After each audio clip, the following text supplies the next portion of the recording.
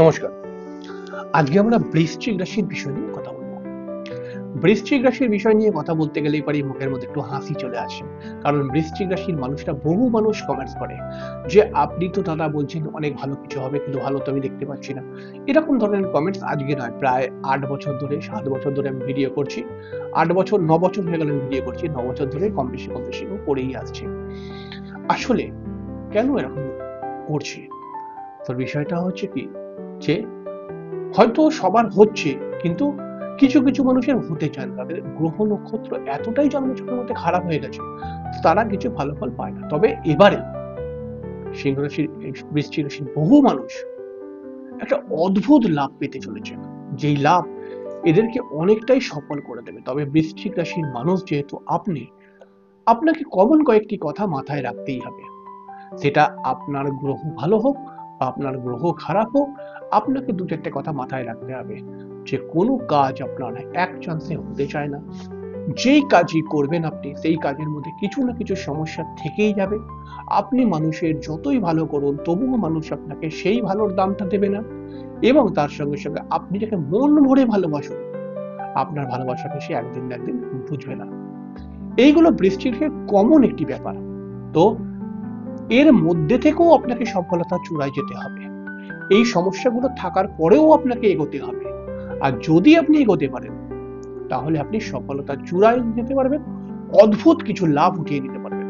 আর যদি আপনি এইসবেতে ডিপ্রেস হয়ে যান, মানসিক টেনশনে পড়ে যান, হতাশাগ্রস্ত হয়ে যান, তাহলে পরে কিন্তু ভালো সময় আসবে, ভালো গ্রহ নক্ষত্র আসবে এবং একদিন না একদিন তারা সরেই যাবে। তবু আপনি সেই চোখের জল ফেলেই যাবেন। তাই এইটা কিন্তু সেই সময় নয় যে চোখের জল ফেলার, হতাশাগ্রস্ত হয়ে থাকার, মানসিক টেনশন নেওয়ার। এখন সময় হচ্ছে যে আপনার শক্তিশালী সিদ্ধান্ত। এবং আমি জানি যে আপনি বৃশ্চিক রাশি, আপনি শক্তিশালী সিদ্ধান্ত নিতে পারেন, কিন্তু কোনো কোনো সময় সময় আপনাকে হতাশাগ্রস্ত করে তোলে। তবে এবারটা করবেন না, এবারটা আপনি এই লাভটা ওঠান। কারণ আমি বললাম, আমি এটা নিয়ে আগেও করেছি ভিডিও, যে বৃশ্চিক রাশির মানুষের মধ্যে আসছে কিন্তু কিছু অদ্ভুত লাভ। মানে বৃশ্চিক রাশির মানুষরা পাবে কিছু অদ্ভুত লাভ। এই অদ্ভুত লাভেতে বৃশ্চিক রাশির মানুষরা কিন্তু অনেক অনেক জায়গায় বিশেষ সফল হয়ে দাঁড়াতে পারবে। কেমন করে ব্যাপারটা খুলে বলছি।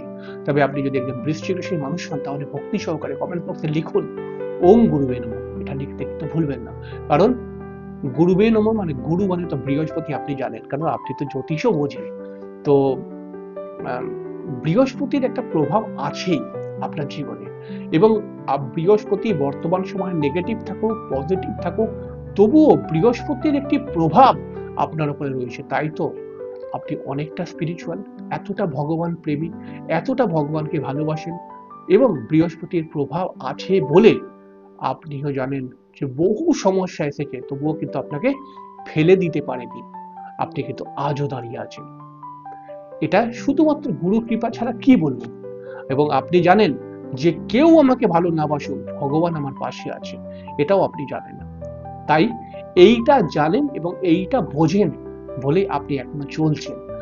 এটা সবাই না হলেও বেশ কিছু বৃশ্চিক রাশির মানুষরা এটা জানে, যে ভগবান আছে বলেই আমি হয়তো আছি এখন অব্দি। এটা বহু বৃশ্চিক রাশিও আমাকে বলে। অনেক সময় ক্লায়েন্টরা আসে তো দেখাতে, তো বলে যে দাদা এত ঝড়ঝাপটা জীবনে এসছে, আমি বলেই রয়েছি, নইলে কেউ অন্য কেউ হলে তো মরেই যেত। মানে বলে এরকম, দুঃখের সঙ্গে বলে হয়তো। তবে ছাড়ুন এইসব কথা, কোন দিকে লাভ উঠাতে পারবেন দেখুন। তবে হ্যাঁ, অনুষ্ঠান শুরু করার পূর্বে প্রত্যেকবার যে কথাটি বলে থাকি, আপনারা অবশ্যই চ্যানেলটিকে সাবস্ক্রাইব করে বেল আইকনটা ক্লিক করে দেবেন, এটাই আপনার কাছে আমার রিকোয়েস্ট।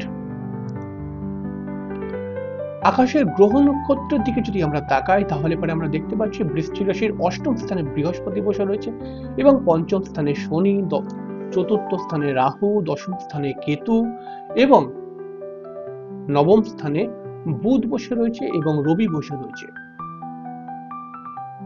তবে এইরকম একটি গ্রহ স্থিতির ওপরে যারা জ্যোতিষ বোঝে, তারা বলছে বা তারা বলে যে এইরকম একটি গ্রহ স্থিতির মধ্যে কি করে লাভ ওঠাতে পারে একজন মানুষ। তা আমি আপনাকে বলবো, হ্যাঁ, এর মধ্যেও লাভ লুকিয়ে আছে। তো আপনি ওঠাতে পারবেন সেই লাভটা। কিরম করে দেখুন। প্রথম নম্বর কথা, বৃশ্চিক রাশির পঞ্চম স্থানের মধ্যে রয়েছে শনি মহারাজ। শনি মহারাজ পঞ্চম স্থানের মধ্যে থাকলে পারে যথারীতি সমস্যা দেয়, মান সম্মান হানি করে এবং বহু মনের ইচ্ছাকে আটকে দেয় এবং অনেক কাজ হতে হতে হয় না এবং ভালোবাসার মানুষটাই বিট্রে করে দেয়। কিন্তু শনি মহারাজ এখন বক্রি হচ্ছে, এটাই বৃশ্চিক রাশির একটি পজিটিভ সাইন। শনি মহারাজ বক্রি হয়ে থাকার জন্য বৃশ্চিক রাশির মানুষেরা কিন্তু অবশ্যই লাভ পাবে। বিশেষ করে যে সমস্ত বৃশ্চিক রাশির ছেলেমেয়েরা এডুকেশন লাইনে রয়েছে তাদের ক্ষেত্রে পড়াশোনার মান বৃদ্ধি হতে পারে। প্রেমজ জীবনে বিশেষ একটা জায়গা তৈরি হবে, অর্থাৎ প্রেমজ জীবনে একটা একটা পজিটিভ একটা ভাইব্রেশন ক্রিয়েট হচ্ছে। এর ফলে কিন্তু অনেকেই প্রেম করতে করতে বিবাহ করার একটা একটা ইচ্ছা তৈরি হতে পারে। তবে শনি মহারাজ পঞ্চম স্থানে থাকার জন্য কিন্তু প্রেমের মধ্যে মাঝে মধ্যেই বন্ডিং প্রবলেমও দেখতে পাওয়া যাবে। এছাড়াও কিন্তু বৃশ্চিক রাশির পঞ্চম স্থানে শনি মহারাজ বক্রি হয়ে গেছে বলে যে সমস্ত বৃশ্চিক রাশির ছেলে বা মেয়েরা নতুন কর্মপ্রাপ্তির চেষ্টা করছে এবং কর্মকে নিয়ে ডেভেলপ করার চেষ্টা করছে, তাদের ক্ষেত্রে কিন্তু পজিটিভ আছে। আপনি যদি বৃশ্চিক রাশির মানুষ হন এবং আপনার সন্তানের বিশেষ করে উন্নতি কিন্তু দেখতে পাওয়া যাচ্ছে 3-4 মাসের মধ্যে। এছাড়াও বৃশ্চিক রাশির ক্ষেত্রে আরো কিছু পজিটিভিটি রয়েছে। বৃশ্চিক রাশির অষ্টম স্থানে বৃহস্পতি রয়েছে এবং বৃহস্পতি অষ্টম স্থানে থাকলে পরে আমরা জানি যে বৃহস্পতি চতুর্থ ভাবকেও প্রভাবিত করে। এর ফলে কিন্তু আপনি বৃশ্চিক রাশির মানুষ, আপনি কিন্তু পারিবারিক একটা সুখ, হাজার টেনশনের মধ্যেও কিন্তু পারিবারিক একটা সুখ বা পারিবারিক একটা মিলন কিন্তু ঘটবে। কেমন করে দেখুন, যে ধরুন আপনি একজন বৃশ্চিক রাশির মানুষ, আপনার হয়তো দীর্ঘদিন থেকে আপনার সন্তানটি কোনো মনোমালিন্যের কারণে আপনার কাছ থেকে দূরে ছিল, কিন্তু সেই মনোমালিন্য কেটে গিয়ে তারা কিন্তু একসঙ্গে থাকার একটা জায়গা তৈরি হয়ে গেল। এটাও কিন্তু একটা অদ্ভুত লাভই বলা যেতে পারে।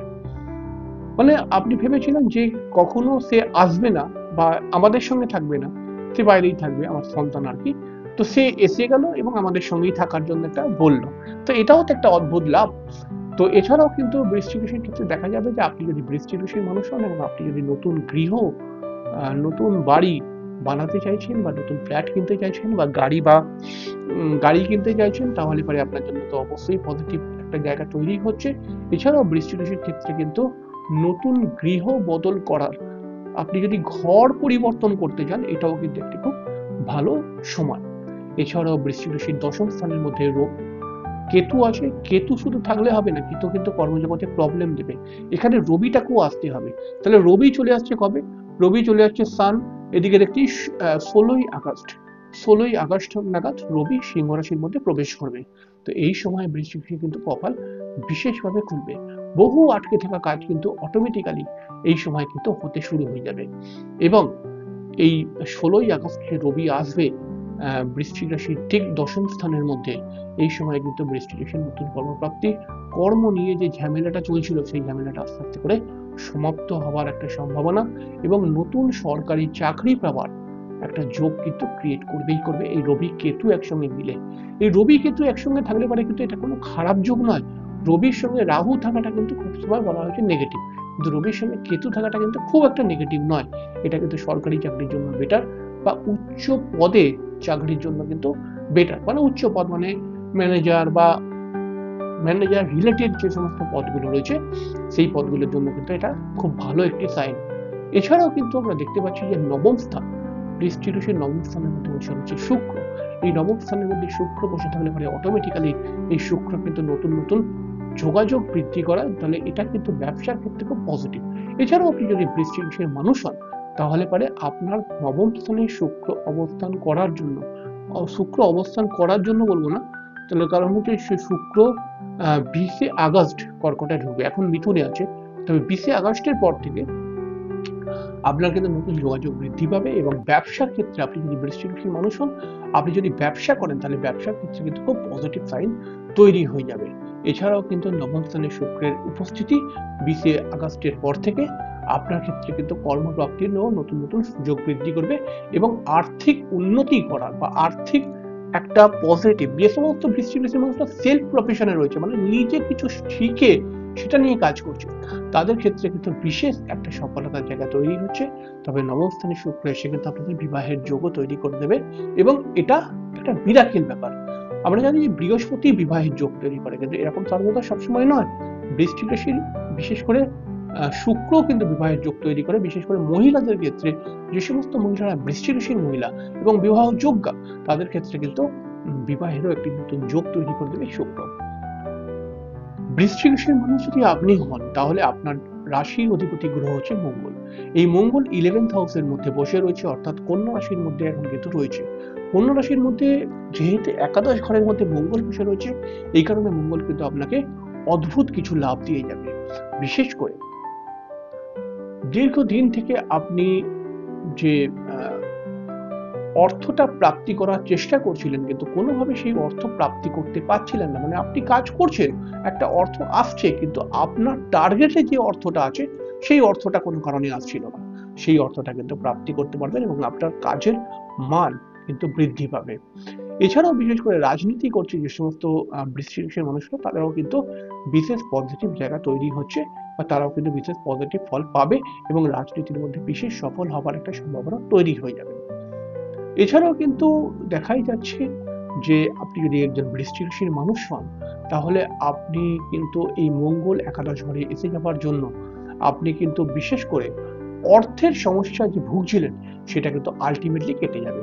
তবে এখানে খেয়াল রাখতে হবে, কিছু বৃশ্চিক রাশির মহিলারা এই অর্থের সঙ্গে যেহেতু বৃশ্চিকের 11th হাউসে মঙ্গল রয়েছে, কিছু বৃশ্চিক রাশির মহিলারাও কিন্তু অর্থ উপার্জনের জন্য কর্মপ্রাপ্তি যদি করতে চায়, এই সময়টা কিন্তু তাদের পজিটিভ হবে, এবং তারা যদি এই সময় কর্মপ্রাপ্তি করার চেষ্টা করে, তাহলে কিন্তু এরা সঠিক লাইন পেয়ে যাবে। তবে আলটিমেটলি শনি বক্রী থাকা অবস্থায় এই গ্রহগুলো কিন্তু খুব ভালো ফল দেবে। যদিও বা সবাই অনেকে বলছে যে বৃশ্চিক রাশির পঞ্চমে শনি এবং একাদশে মঙ্গল বৃশ্চিক রাশির উপর একটা বীজ যোগ তৈরি করছে, এরকম কিন্তু সর্বদা নয়। তাহলে এই যোগটাও কিন্তু আপনাকে এই যোগটা কিন্তু সবসময় নেগেটিভ নয়। যে সমস্ত বৃশ্চিক রাশির জন্মছকের মধ্যে মঙ্গল অত্যন্ত পীড়িত, সেই সমস্ত বৃশ্চিক রাশির মানুষটাই কিন্তু খুব নেগেটিভ ফল পাবে। আপনি হয়তো সেরকম মঙ্গল হয়তো আপনার নয়, আপনার মঙ্গল হয়তো অবশ্যই কি ভালো রয়েছে, আর ভালো রয়েছে বলেই আপনি কিন্তু এই ভালো ফলগুলো পাবেন। তো যাই হোক, আপনি এনজয় করুন, এই সামনের দিনগুলোকে উপভোগ করুন এবং অদ্ভুত কিছু লাভ ওঠাতেই থাকুন। যাই হোক, পরের দিনকে দেখা হয়ে যাবে, ততক্ষণের জন্য নমস্কার, অনেক অনেক অনেক ভালো থাকুন, শুভরাত্রি।